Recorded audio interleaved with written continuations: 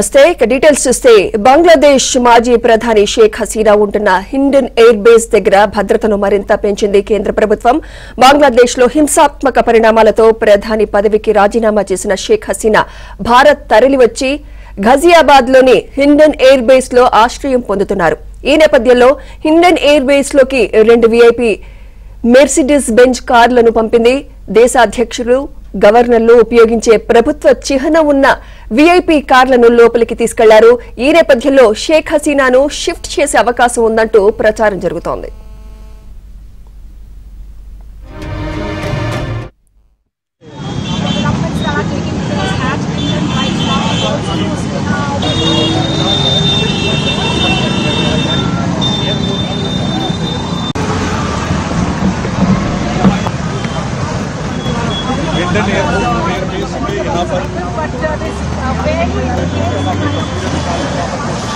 थोड़ा सा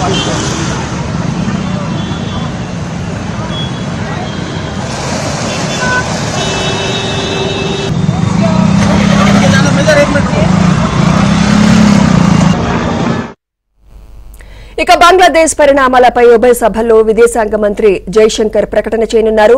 మధ్యాహ్నం 2:30 రాజ్యసభలో ప్రకటించనున్నారు. ఆ తర్వాత లోక్సభలో కూడా జైశంకర్ ప్రకటన చేయనున్నారు.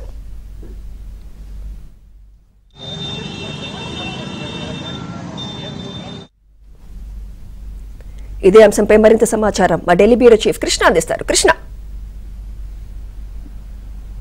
సుమిత్ర, బంగ్లాదేశ్ పరిణామాలపై జరిగినటువంటి అఖిలపక్ష సమావేశంలో కొంత వేడిగానే నేతలంతా కూడా ఈ పాల్గొన్నారు. ఈ సమావేశంలో ప్రధానంగా కాంగ్రెస్ పార్టీకి సంబంధించినటువంటి నేత రాహుల్ గాంధీ 3 ప్రధానమైనటువంటి ప్రశ్నలు సంధించడం జరిగింది. ఈ యొక్క బంగ్లాదేశ్ పరిణామాల వెనుక ఏదైనా విదేశీ హస్తం ఉందని భావిస్తూ ఉన్నారా? అంతేకాకుండా బంగ్లాదేశ్ పట్ల మన భారతదేశం ఏ విధంగా వ్యవహరించాలన్న దానిపైన లాంగ్ టర్మ్ ప్లాన్ ఏమైనా ఉందా? ఇప్పుడు మళ్లీ కొత్త ప్రభుత్వం ఏర్పడబడుతుంది. సో కొత్తగా ఏర్పడబోయే ప్రభుత్వం పట్ల మన భారత ప్రభుత్వ వైఖరి ఏ విధంగా ఉంటుంది? ఈ 3 ప్రశ్నలు కూడా వేయడం జరిగింది. అందుకు కేంద్ర విదేశాంగ శాఖ మంత్రి జయశంకర్ ఈ యొక్క పరిణామాల వెనుక ఎవరున్నారన్నది ఇంకా స్పష్టంగా తెలియట్లేదు. కానీ పాకిస్తాన్ కి సంబంధించినటువంటి ఒక ఆర్మీ జనరల్ తన డీపీని మార్చడం జరిగింది. ఆ డీపీలో అక్కడ జరుగుతున్నటువంటి పరిణామాలకు సంబంధించినటువంటి వీడియోను కూడా స్టేటస్ లో ఉంచడం జరిగింది అంటూ మాత్రం చెప్పారు.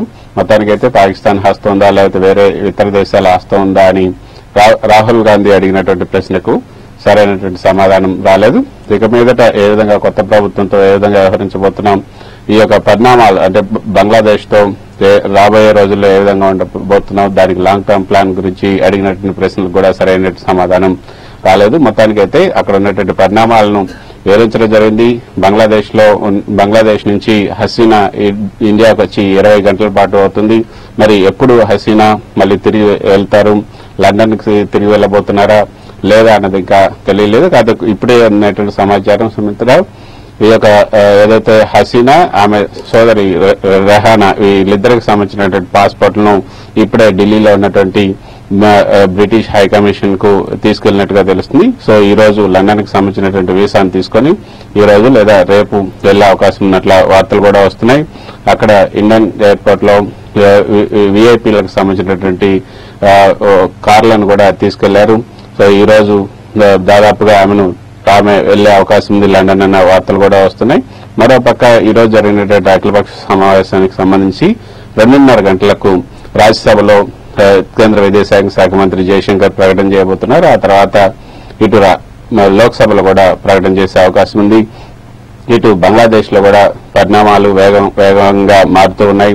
అక్కడ కొత్త ప్రభుత్వ ఏర్పాటుకు ఆర్మీ చీఫ్ చొరవ తీసుకుంటున్నారు. కొత్త ప్రభుత్వ ఏర్పాటుకు సంబంధించి అఖిలపక్ష సమావేశాన్ని కూడా తన నివాసంలో ఏర్పాటు చేశారు. ఆ సమావేశానికి షేక్ హసీనా పార్టీకి సంబంధించినటువంటి అవామీ లీగ్ తప్ప మిగతా రాజకీయ పక్షాలన్నిటికీ కూడా ఆహ్వానం ఉంది.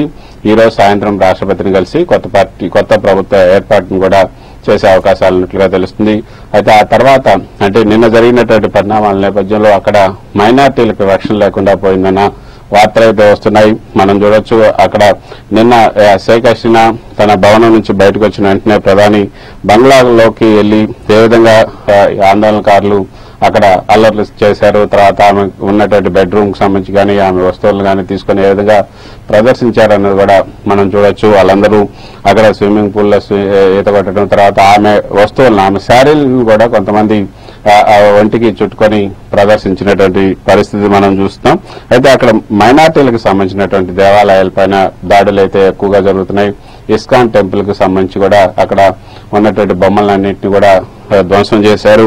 బంగ్లాలో పరిస్థితి పూర్తిగా అదుపు తప్పిందని అక్కడ హిందువులు కొంత ఆందోళన వ్యక్తం చేస్తున్నటువంటి పరిస్థితి. షేక్ హసీనా రాజీనామా చేసిన తర్వాత ఏదైతే ఈ యొక్క రిజర్వేషన్ అంశాన్ని సాగ్గా చేసుకుని ఇస్లామిక్ ఛాందస్వాదులు చేస్తున్నటువంటి ఈ యొక్క దాడులు, హిందువులపైన దాడులు ఇప్పుడు హిందువులను టార్గెట్ గా చేసుకున్నట్లుగా వార్తలు వస్తున్నాయి. సిరాజ్గంజ్ లో అదేవిధంగా రాయగంజ్ లో ఉన్నటువంటి ప్రెస్ క్లబ్ పై కూడా దాడులు జరిగాయి. ప్రెస్ క్లబ్ ను ముట్టడి చేసి ప్రదీప్ భౌమిక్ అనే హిందూ జర్నలిస్ట్ పైన దారుణంగా దాడి చేశారు. బాధితులను ఆసుపత్రికి తీసుకెళ్లి చికిత్స చేశారు. అదేవిధంగా ప్రదీప్ భౌమిక్ ఖబరో పాత్ర అనే దినపత్రికకి అక్కడ రాయగంజ్ కరెస్పాండెంట్ గా బాధ్యతలు నిర్వహిస్తున్నారు. హిందూ కౌన్సిలర్ అక్కడ ఉన్నటువంటి హిందూ కౌన్సిలర్ ఒకతను కాజల్ రాయన్ కూడా నిరసనకారులు హత్య చేసినట్లుగా కూడా వార్తలు వస్తున్నాయి. సో ఇది అక్కడ ఉన్నటువంటి మైనార్టీల పట్ల, ముఖ్యంగా హిందువుల పట్ల, హిందువుల దేవాలయాల పట్ల జరుగుతున్నటువంటి దాడులపై అయితే భారత ప్రభుత్వం కొంత ఆందోళన వ్యక్తం చేస్తుంది. దీనికి సంబంధించి ఈ రోజు 2:30 గంటలకు పార్లమెంట్ లో ఖచ్చితంగా ప్రకటన చేసే అవకాశం ఉంది. దీనికి సంబంధించి కొన్ని హెచ్చరికలు కూడా భారత ప్రభుత్వం చేసే అవకాశాలు ఉన్నట్లుగా మనకు అందుతున్నటువంటి సమాచారం. Thank you Krishna.